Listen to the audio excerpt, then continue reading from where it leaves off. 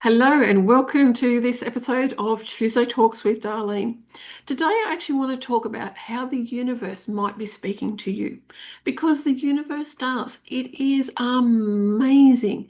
And when we actually start listening, etc., it is incredible. I want you to think about, have you ever had the same phrase shop like 3 times in a week or a song play at the exact moment you needed to hear it? That is not just coincidence. It is synchronicity.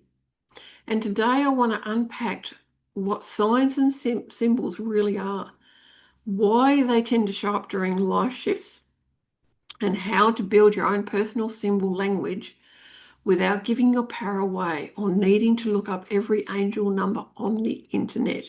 Because what it means for you will mean something different for somebody else. 5 people might see a butterfly, and we all have different meanings to it. So developing your own language is amazing. Now, why do these signs show up? Synchronicity tends to increase when you're in a transition or emotionally open. When you're open to this, the universe goes, yay, let's go in. So when we're seeking, shifting, or even grieving, we become more attuned to patterns and energy. When you're of a higher vibration, it becomes easier. So synchronicity is less about being sent a message and more about being in that receptive state that I just talked about. The universe might not be micromanaging your life. They don't. They don't interfere like that. They just don't. But it does meet you where you are. The universe is not giving any orders.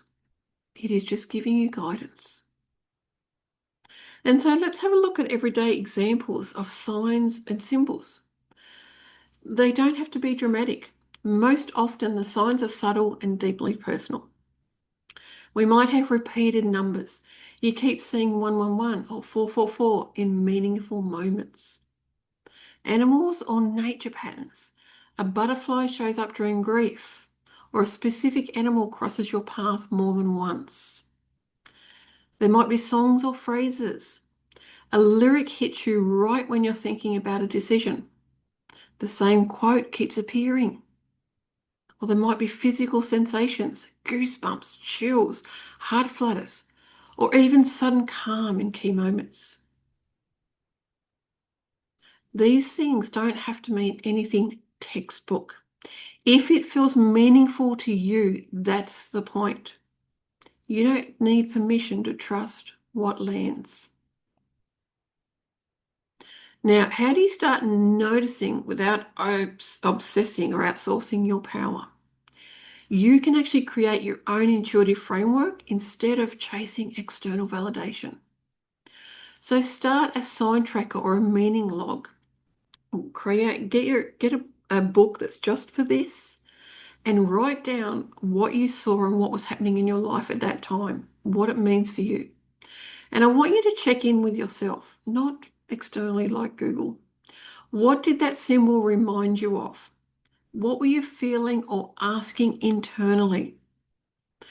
And when you do that, you are trusting yourself and not what others have put to a sign or a symbol. Now, there's one person out there that wrote a book on angel numbers. That is their perception. That is what they were downloaded. And it may be true for you.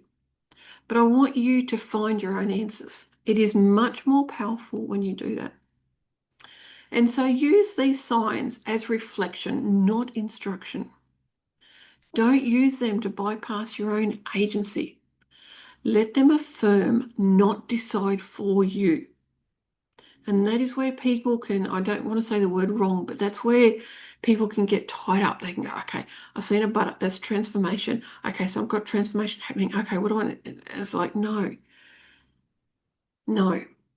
it is affirmations for you. That butterfly, yes, if it's transformation, you can just go, okay, transformation, great, thank you, universe. I'll just let that go now. Because the meaning of a feather on your path isn't something you need to Google. It is something you feel. The real question is, what does it mean to you right now in this season? And these signs and synchronicities don't need to be grand or correct. They're about connection, about tuning in, listening deeper, and trusting that your inner wisdom and the universe are already in conversation. The more you notice, the louder this conversation begins. So again, start small. Create start a book where you notice all the signs, what you were doing, how you were feeling, etc. When maybe triple one shows up, what does it mean to you? You don't need to Google anything. If you do, though, I want you to give advice. I want you to skim what you're reading and something will pop out. That's it. Don't read the thing word for word. Just really skim it fast. And what pops out is all you need to know. And then start trusting yourself. Because when you do, you'll start understanding more and more what those symbols mean to you. And it's really powerful and really cool. Thank you so much for watching and listening.